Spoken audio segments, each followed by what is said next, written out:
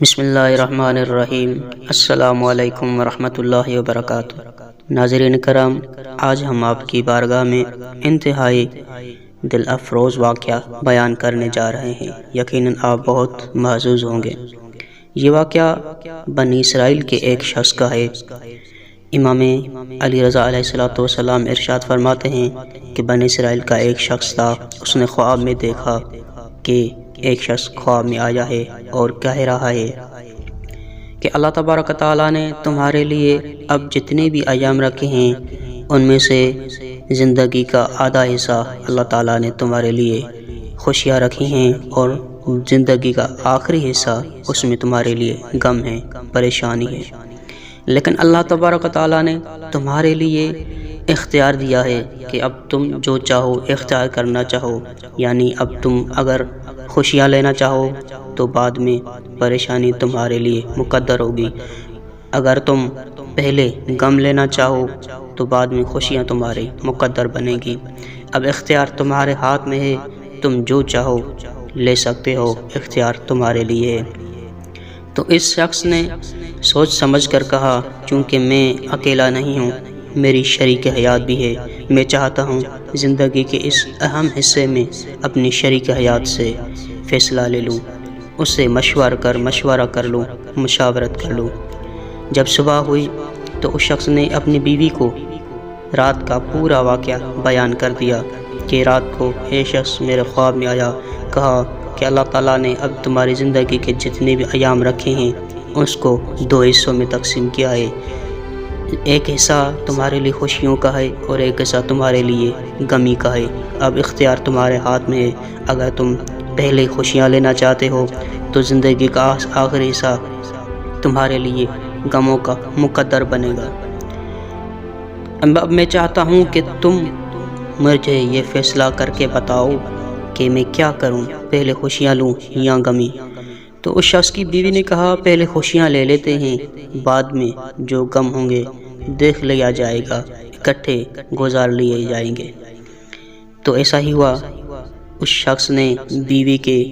اس حکم کو مانتے ہوئے پہلے خوشیوں کا انتخاب کیا۔ اب چونکہ دونوں عقل مند تھے، صاحب عقل تھے، سمجھدار تھے، جب ان کی زندگی میں خوشیاں آئیں تو اس شخص نے اور اس کی شخصی بیوی نے آس پاس محلے میں جو شخص محتاج ہوتا، جو پریشان ہوتا، جو تنگ دست ہوتا، یہ ان کی پریشانیوں کو دفع کرتے، ختم کرتے۔ اس شخص کی بیوی سے کہتے کہ آج محلے میں فلاں شخص بیمار ہے، اس کی عیادت کے لیے چلتے ہیں، اس کی مدد کرتے ہیں، آج یہ رشتہ دار پریشان ہے، تنگ دست ہے، ہم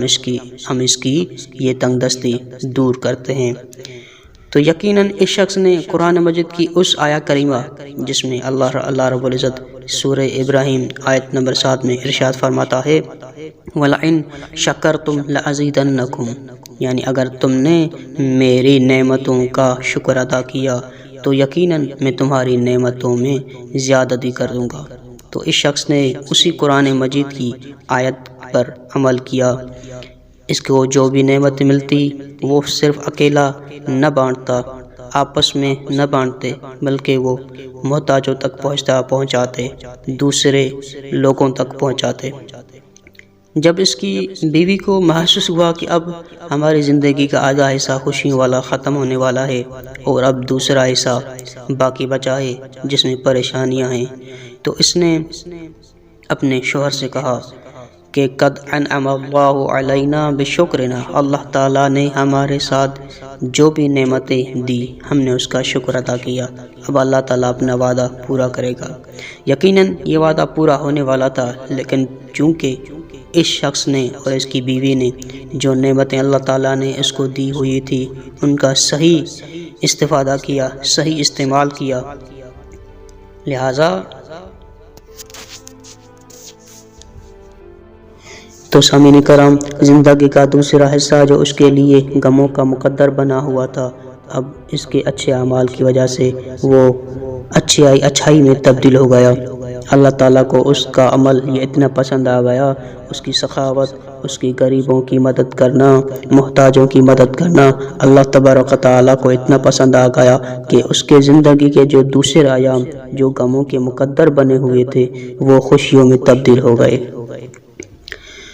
یہیں پہ امام جعفر صادق علیہ السلام بھی ارشاد فرماتے ہیں کہ من حسن برہ اہل بیتہ زید فی الرزق، جو شخص اپنے خاندان والوں کے ساتھ نیکی کرتا ہے تو یقیناً اللہ تبارک و تعالیٰ اس کے رزق میں اضافہ فرما دیتا ہے۔ اور ایک اور حدیث میں بھی یہی طرح کا مفہوم ہے کہ ان البر یزید فی الرزق، یقیناً نیکی سبب بنتی ہے رزق میں اضافہ کرنے کی۔ تو اس پورے واقعے کا جو نچوڑ ہے وہ یہی ہے کہ احسان کا بدلہ احسان ہے، یعنی آپ نیکی کرو گے تو یہ آپ کی نیکی ضائع نہیں جائے گی، بلکہ نیکی کے بدلے آپ کو نیکی ہی عطا کی جائے گی، نعمت کے بدلے آپ کو